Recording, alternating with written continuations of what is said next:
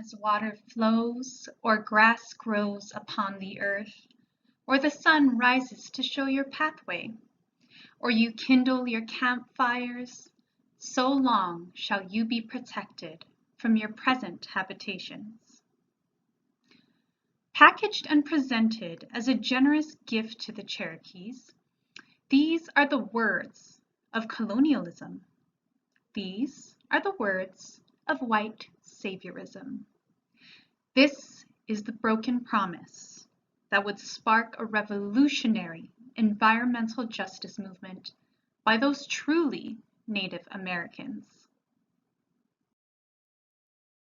Osio and hello, my name is Chelsea Cruz, and I will be exploring the ideas presented in Chapter 1 of As Long as Grass Grows, the Indigenous Fight for Environmental Justice from Colonization to Standing Rock, written by Dina Gilio-Whitaker. Dina Gilio-Whitaker is of Native American heritage and belongs to the Colville Confederated Tribes.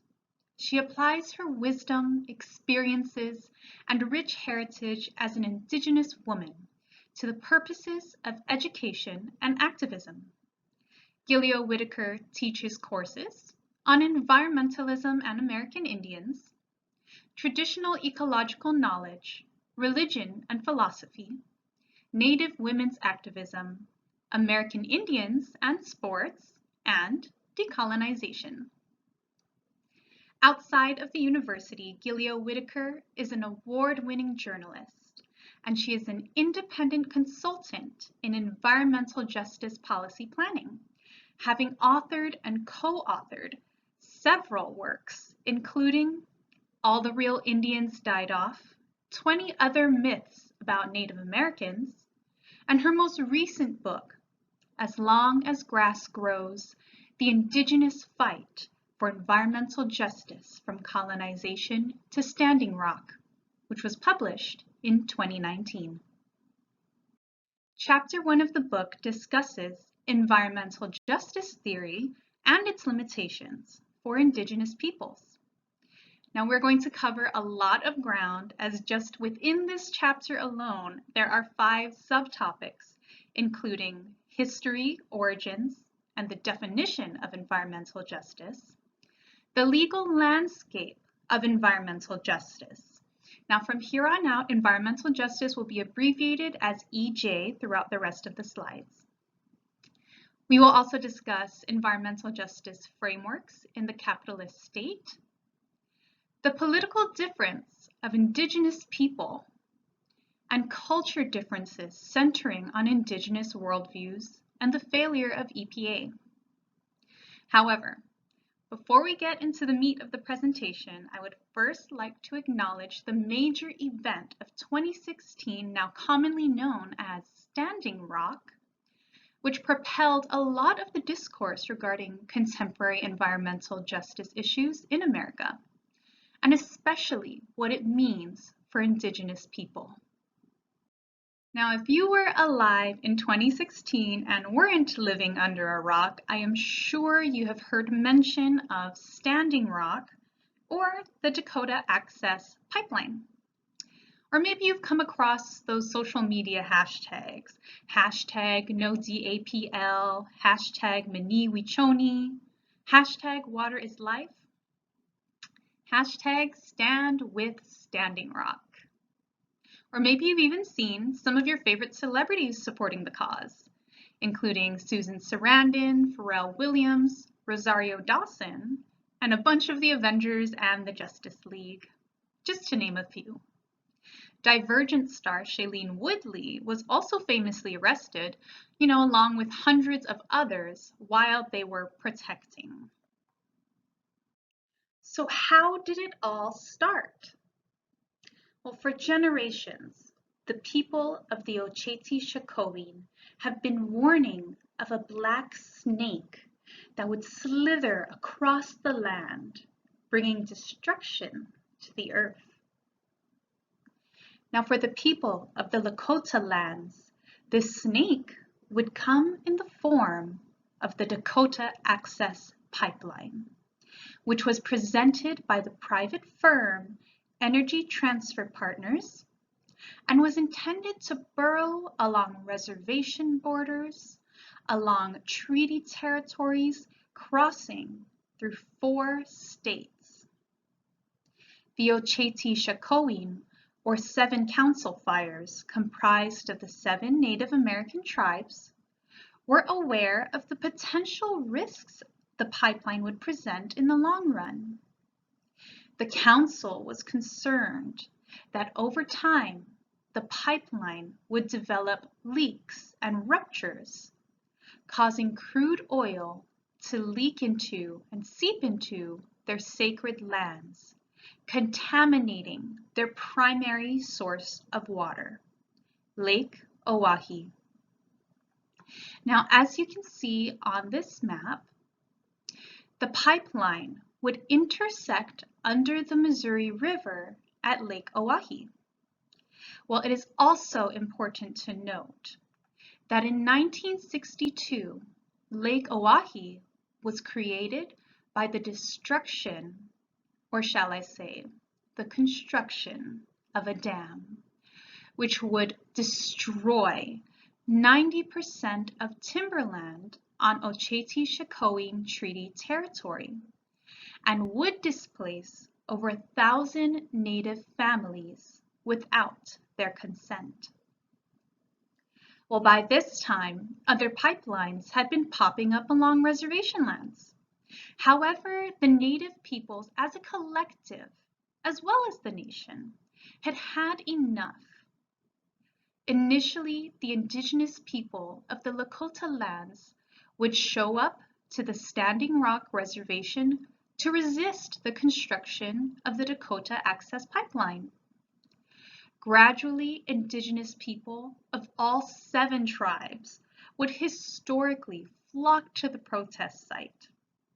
However, since their primary function was to peacefully protect the water and the lands, the people of the resistance would be known as water protectors, as opposed to protesters.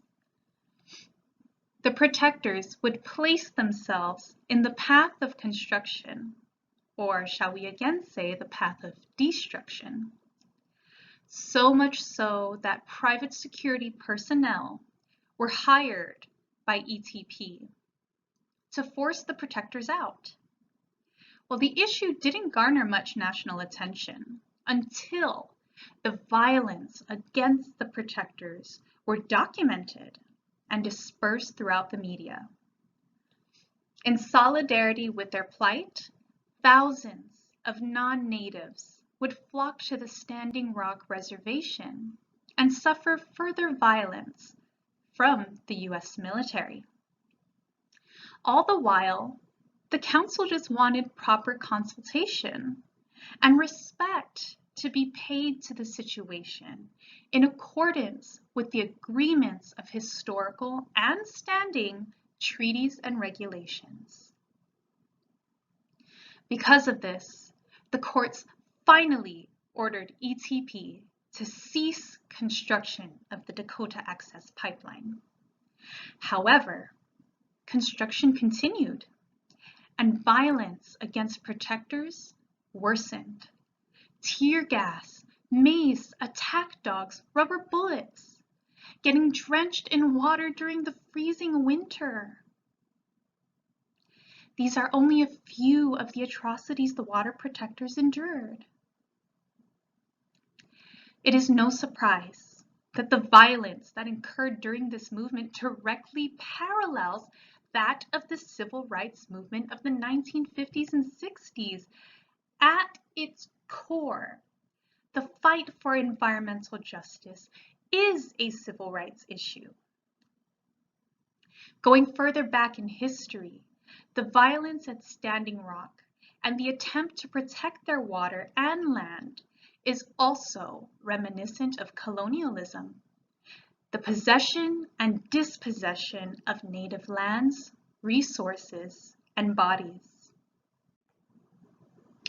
Under the Obama administration, Standing Rock didn't make much of an impression, nor did they receive much acknowledgement. And to make matters worse, the two presidential candidates, Clinton and Trump, didn't express much concern for the indigenous plight. It was well known that Donald Trump was an investor for ETP, which meant that if he won the presidency, the Dakota Access Pipeline would be given all green lights. Their sliver of hope for success rested in the success of the Clinton campaign. In a shocking turn of events, Trump would be granted the Oval Office, and the people at Standing Rock would be, all too familiarly, forced out. Now, although they lost the Black Snake, in the broader spectrum of things, the experience presented several victories for Indian country. For the first time since the Battle of the Little Bighorn, there was a ceremonial reunification of the 7 council fires. And the term Ocheti Shakowin was revived. Additionally, this was the first major Native American resistance movement since the mid-20th century.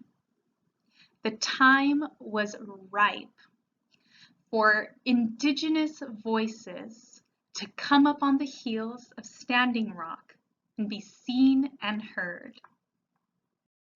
Now it's time for our Scholar Spotlight as we take a look at Marina Canetti's contribution to the discussion.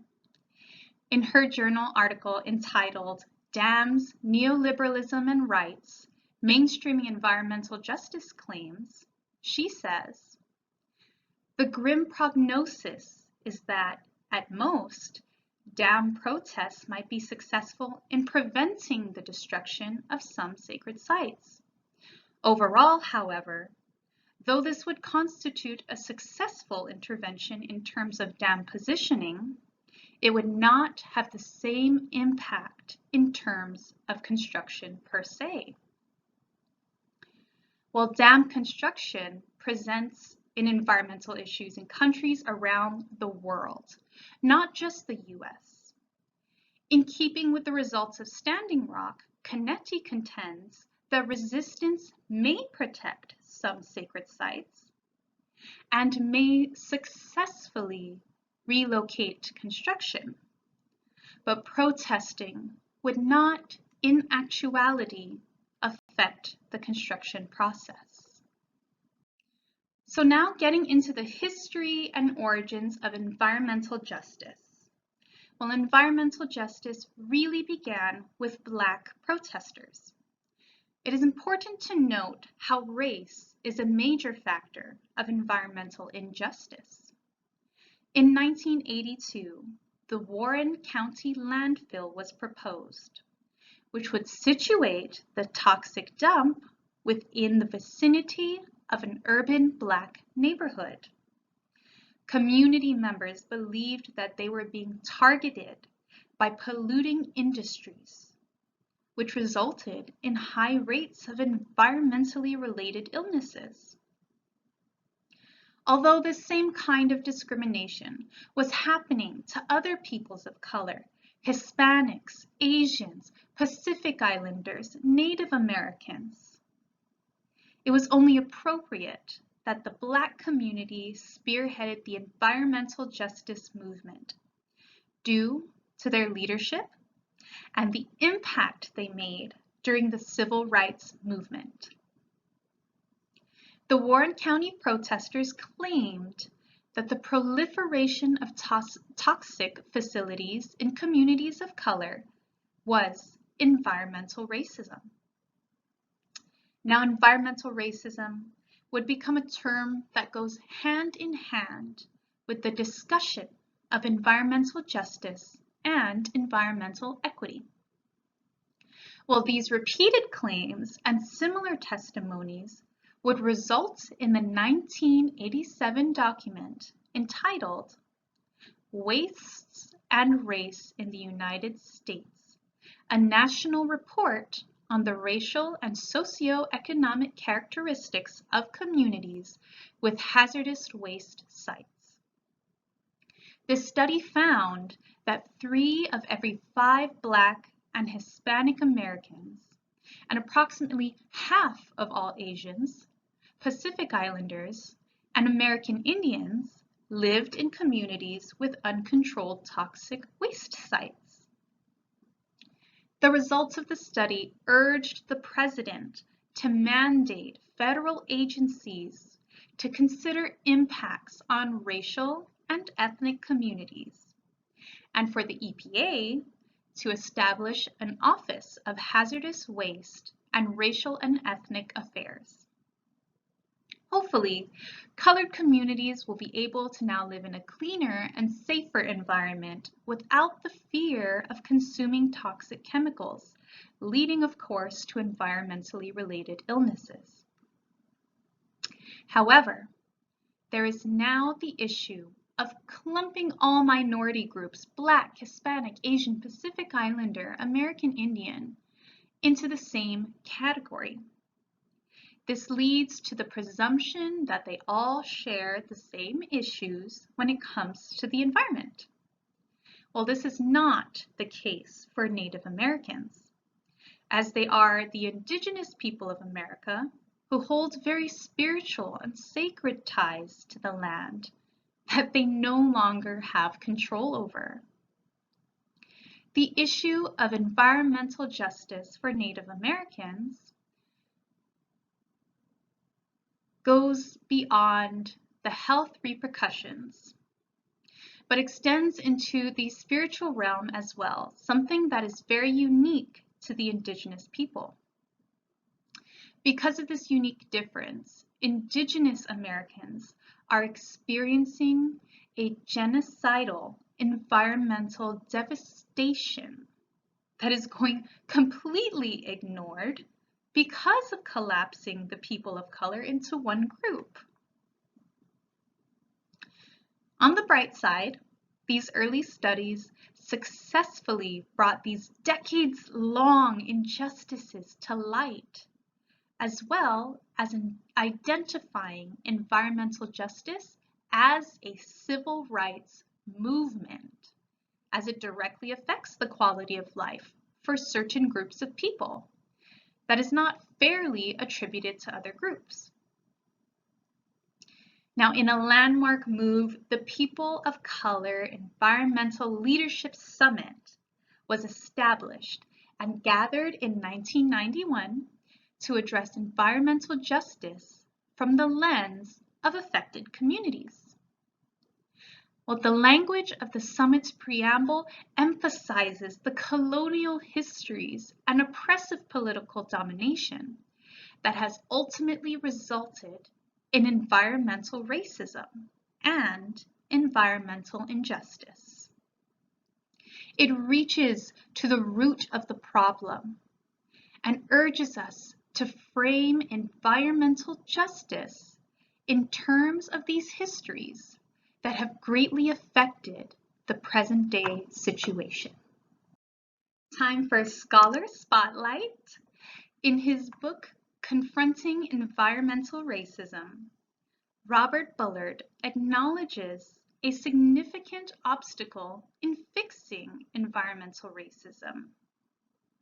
He says, "It has thus been an uphill battle, convincing white judges, juries, government officials, and policymakers that racism exists in environmental protection, enforcement, and policy formulation."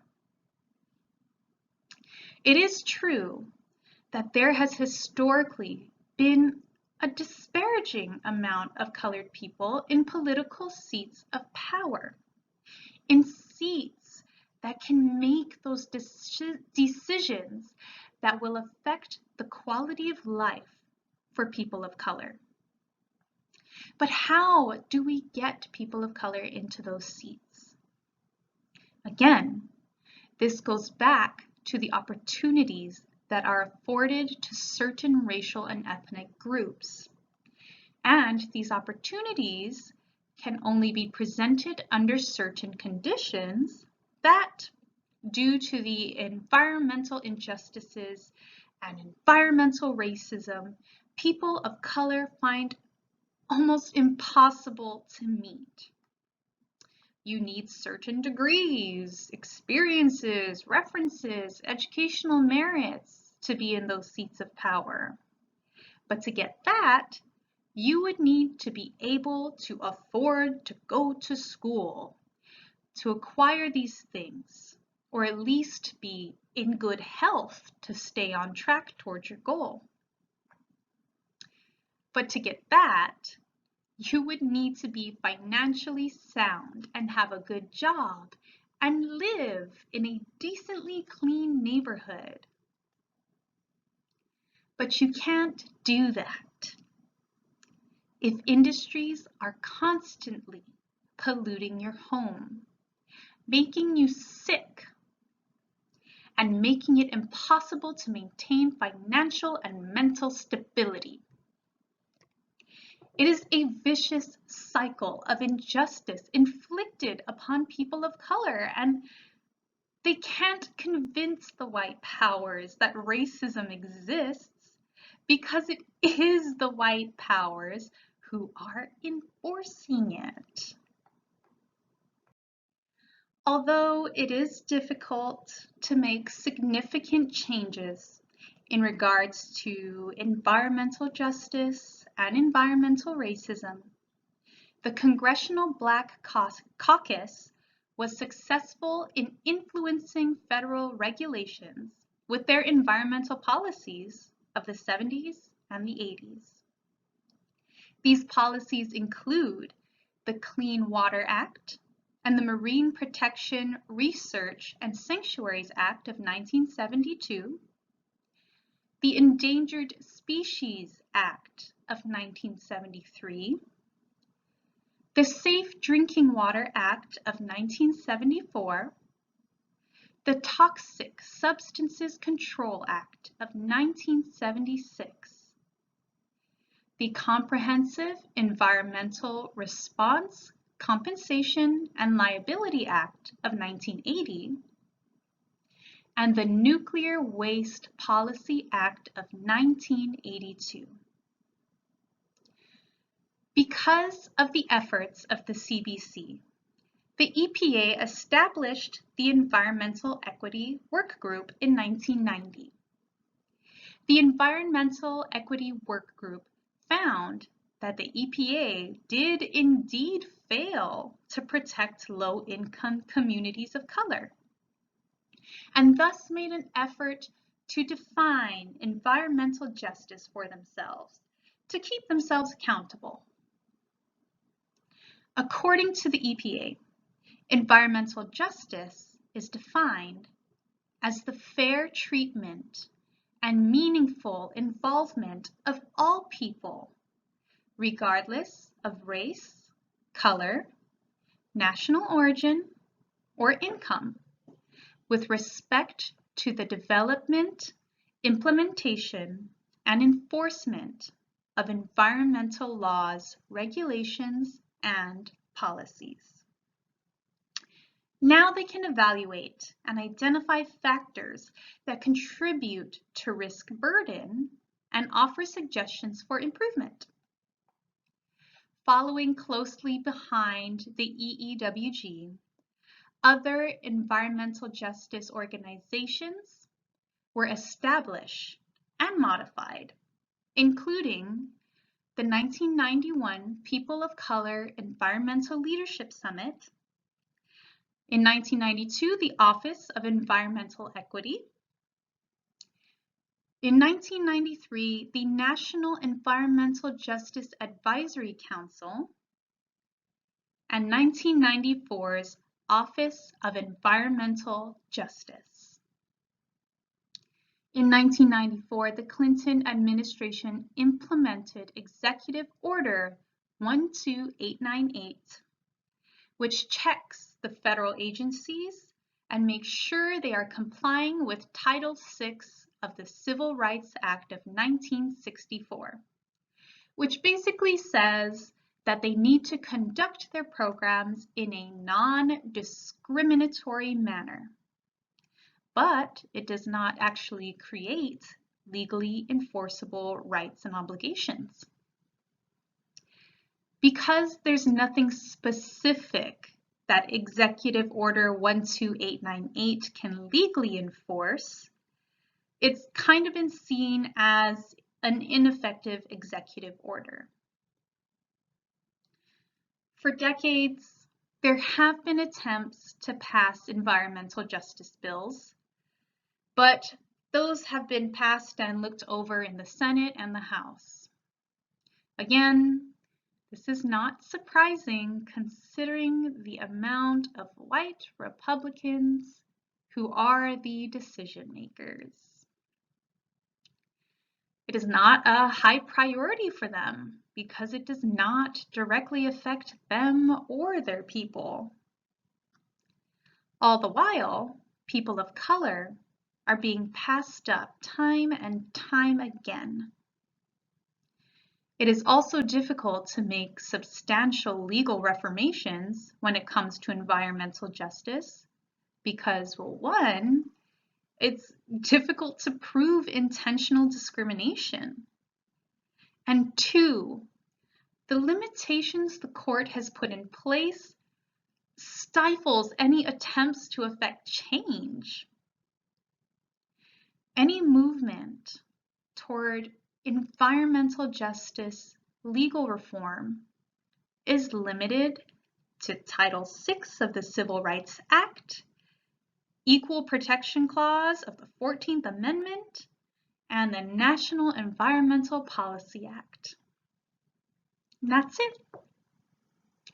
Again, due to environmental racism, people of color are in a disadvantageous position to enact policy change for themselves, though it is not impossible. In this scholar spotlight, Alice Kaswan suggests reasons for why environmental law isn't taking root in the House.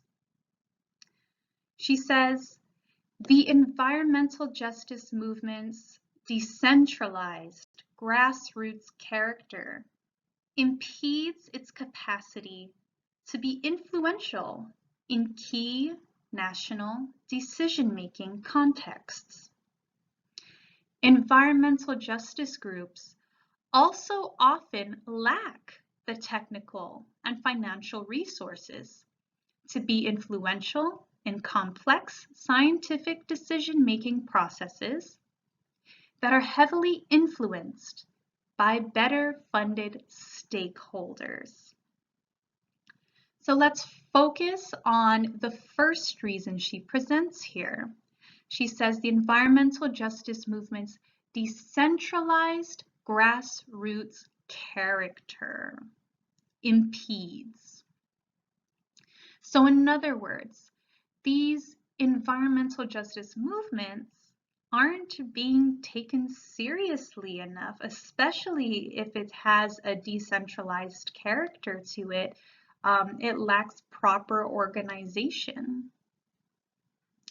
So of course, for this reason, these movements aren't being taken seriously. Her second reason, environmental justice groups often lack the technical and financial resources to be influential. Well, why do environmental justice groups often lack technical and financial resources? Historically, environmental justice organizations have been comprised mostly of people of color because they are the ones feeling the destructive impacts of environmental racism and environmental injustices. Well, we can deduce that because of this kind of racism, the people of color who comprise these organizations are not afforded the means to be able to attain any sort of technical resources, let alone have a surplus of financial resources. So again, when trying to establish environmental law, the conversation seems to always go back to environmental racism, civil rights, and pervading injustices that keep people of color, especially Indigenous people, from improving their quality of life. When it comes to quality of life, as it pertains to the environment, we first need to define the difference between environmental equity and environmental justice. Environmental equity means that the burden of environmental risk should be equally distributed among all populations. On the same note, you can say that the improvements in environmental conditions should be equally distributed among all populations. However, it is most jarring that equal distribution of environmental risk is an actual definition of environmental equity. On the other hand, we have environmental justice. Environmental justice guarantees protection from environmental degradation, prevention of adverse health impacts, mechanisms for accountability, and the availability of remedial action and resources. So where environmental equity emphasizes equal distribution, environmental justice emphasizes protection, prevention, accountability, and resources. So the question now becomes, what do communities need? Equal distribution of the bad stuff, or protection, prevention, accountability, and resources? Environmental justice activist Mike Ewald puts the difference between environmental equity and environmental justice pretty simply.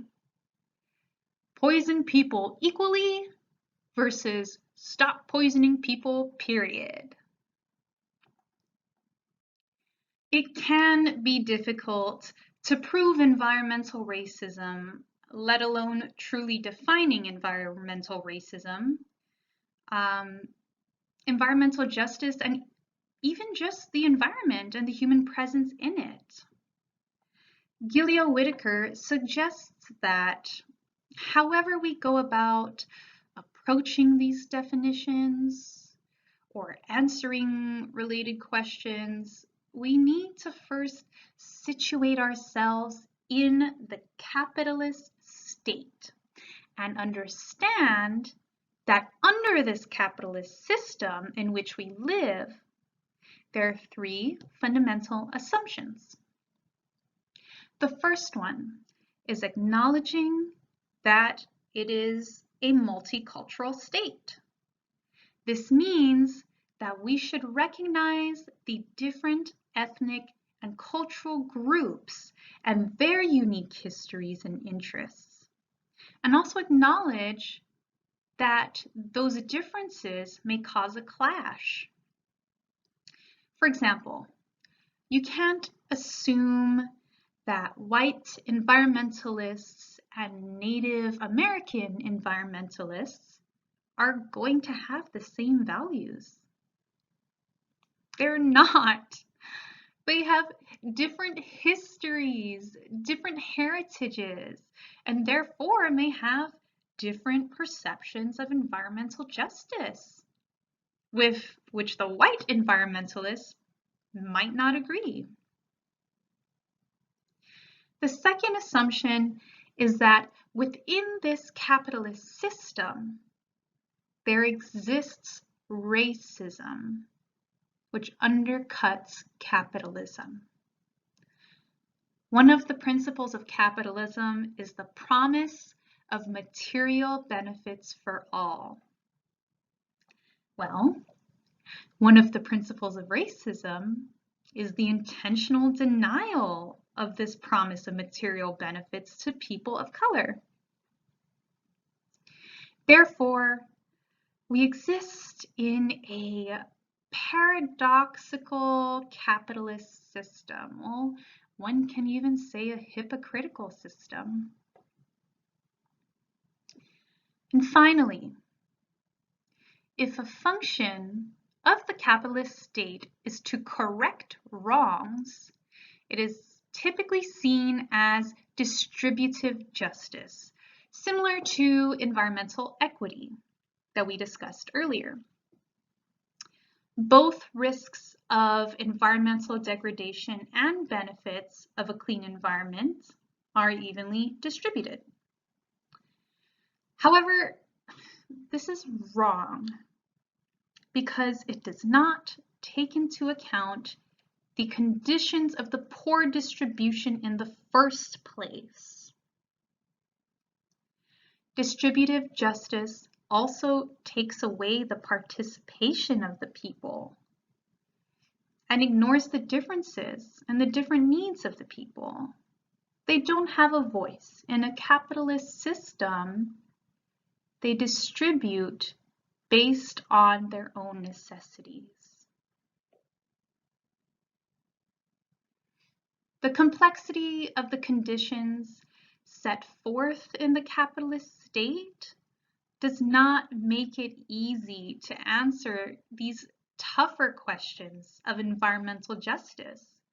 Doesn't make it easy to define parameters, which should, if done successfully, it should lead to the implementation of environmental justice law. In this scholar spotlight, Karen Bell reaffirms the distributive behaviors of a capitalist society. As a result of analyzing and evaluating capitalist nations around the world, this is her conclusion. The case studies showed that some of the redistributive policies and programs implemented within capitalist countries, such as income transfers, do mitigate some environmental injustices. A balance is always struck between that which is necessary to minimize environmental and social harms and that which is necessary for the maintenance of the capitalist economy.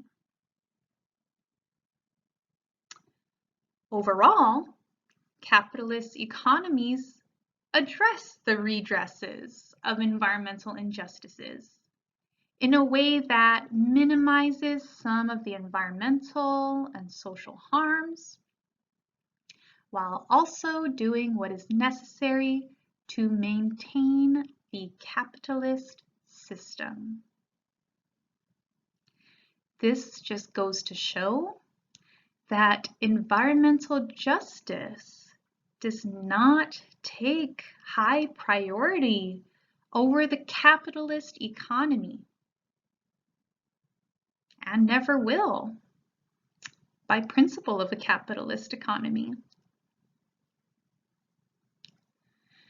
This is another reason why affecting environmental law becomes difficult, especially as it concerns the deeply rooted injustices that have been inflicted upon Native people for hundreds of years.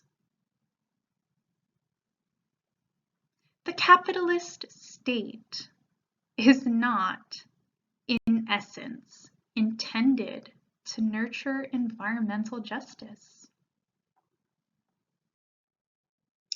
seeing how the distributive justice principle fails Indigenous peoples in this capitalist society, let's explore further in what ways the state fails Indigenous peoples as it pertains to environmental justice.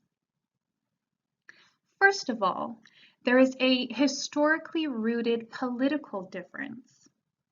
The Indigenous conception of environmental justice is not recognized in a capitalist state because a capitalist state disseminates justice, oftentimes through monetary compensation.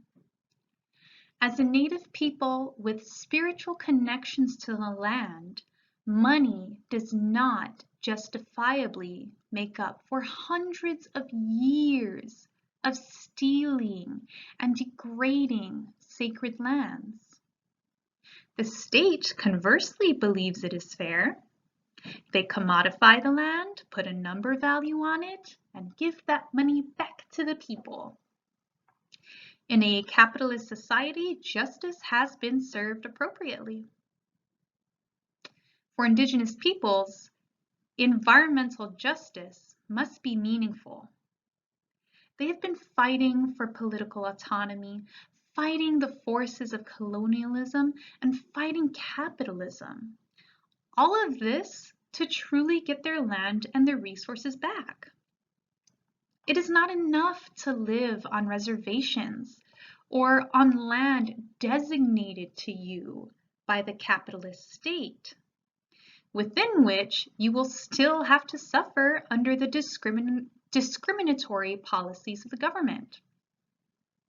In the foundation of the U.S., colonial dispossession of indigenous lands made slavery and capitalism possible.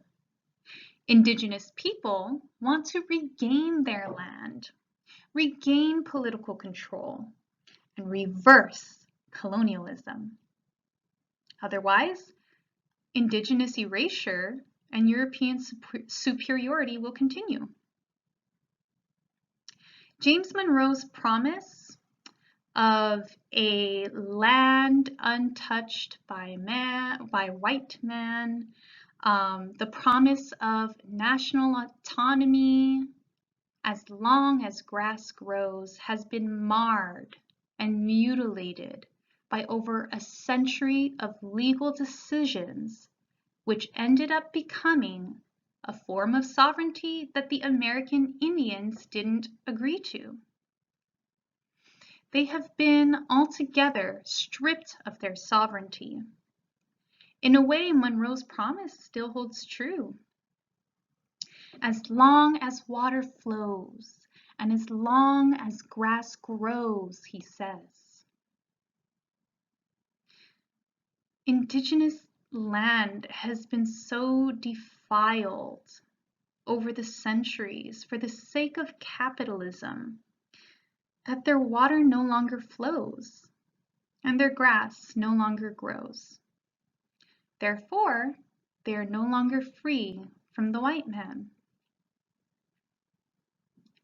Gilia Whitaker suggests that Indigenous peoples shift gears to focus on a decolonization framework within which environmental justice can be made available to them and work to indigenize environmental justice in order to transcend these distributive capitalist frameworks. Colonial law only enforces oppression, and so Indigenous people should seek justice to restore balance in their relationships, not only with each other, but with their land as well. We will now hear from Ms. Dina Gilia Whitaker herself as she discusses indigenizing environmental justice and environmental racism in this Scholar Spotlight.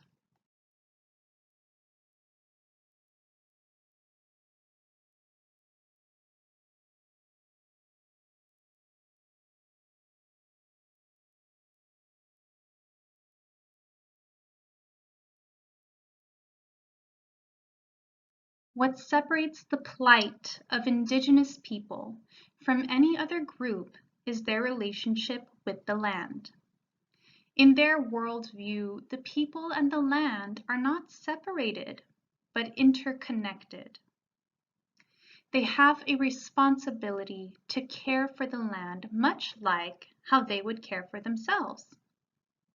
This is known as a system of responsibility, which is very unique to the Native American people.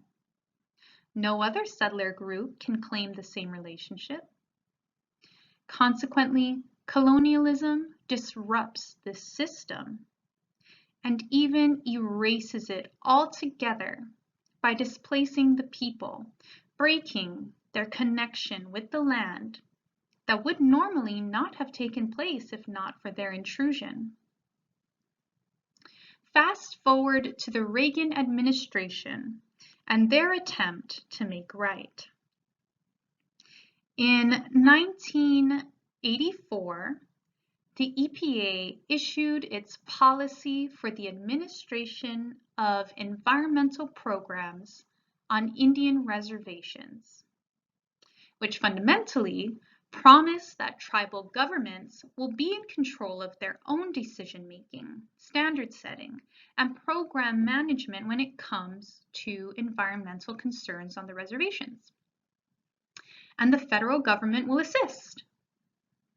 However, it was quickly realized that the government neglected their role in this arrangement, and the policy fell through. In 2011, the EPA's Office of International and Tribal Affairs commissioned a report that offered recommendations as to how the EPA can effectively address environmental justice issues in Indian country. However, these recommendations were constrained by their deferral to federal law.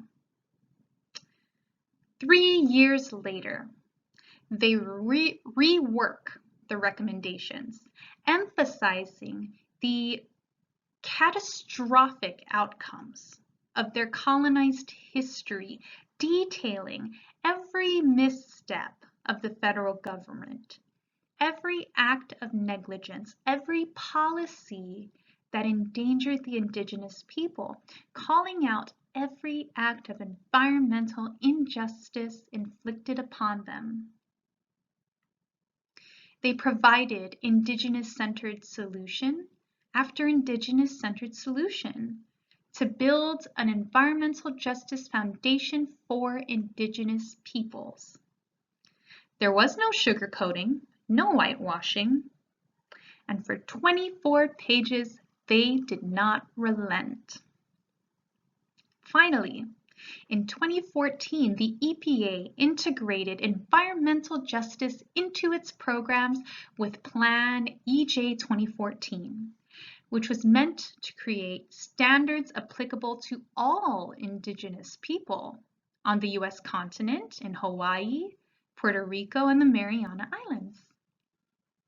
Nowhere, though, was the state's colonial history acknowledged, meaning they did not take accountability for environmental injustices affecting indigenous peoples. It became increasingly clear how indifferent this document was. There was no change in law or regulations. None of the recommendations set forth were put into action, and nothing was legally enforceable, which made the document only aspirational at best. To make matters worse, the language chosen in the document disregarded Native autonomy and enforced capitalism, stating that only tribal consultation is required as opposed to consent. Riddled with disclaimers, the document became, in essence, useless. It is interesting that the authors of this article, entitled Indigenous Environmental Justice and Sustainability, came to similar conclusions as Gileo-Whittaker. However, the scholars here are speaking in a general sense.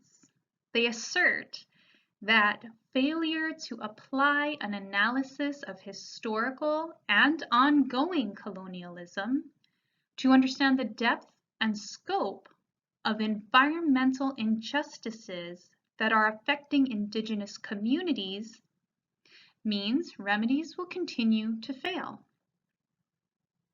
Meaning, the environmental injustices indigenous communities are facing, it didn't pop up out of the blue.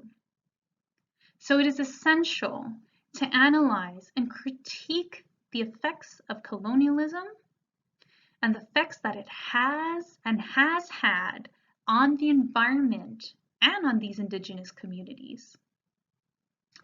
Without acknowledging this, all attempts to fix environmental injustices for indigenous peoples will fail. McGregor, Whittaker, and Sritharan imply here that colonialism is the source of the problem. Any other solution that doesn't address colonialism is not addressing the problem, and thus will fail. Their assertion here then reaffirms that decolonizing methodologies that we mentioned earlier may be the next right step in correcting environmental injustices that are affecting indigenous communities. So what does this mean for us here living on Guam? Well, as indigenous people, Chamorros, currently experiencing the capitalist economy put in place by our US colonizers, and continue to experience displacement and environmental injustices, well, there are several things we can take away from this reading. The first is recognizing the current impact of environmental injustices due to colonialism. Well, the first thing that comes to mind are the military bases here on Guam.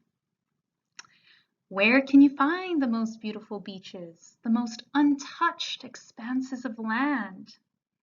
Ironically, on those military bases. Yet our beaches, the ones we're allowed to keep, are littered with the overusage of tourists.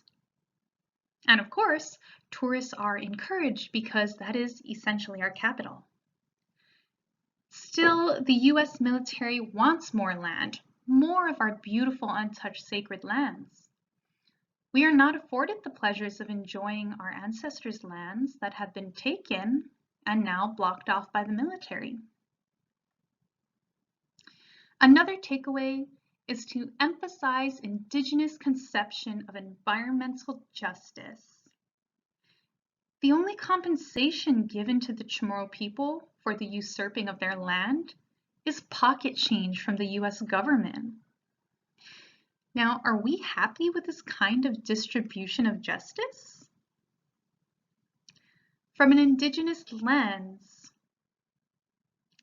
it is understandable that, much like the indigenous Americans, there is a spiritual connection between the people, the land, the sea, and the air. As we define our conceptions of environmental justice, we need to go beyond capitalist ideas of what the land means for us economically and focus on what it means for us spiritually, emotionally, and culturally. Could the proper justice for this transgression be served in the form of decolonization? Just a thought. And finally, what Dina Gileo-Whittaker teaches us is to use our indigenous voices to add to the literature and the scholarship. With the intelligentsia of the Pacific growing, it becomes our environmental responsibility to use our education to bring justice back to our people. Thank you so much for your time and your attention. I look forward to continue the readings of Dina Gilio Whitaker and hopefully apply them to our own personal beliefs and the actions that we can take to further environmental justice in our own Indigenous homes.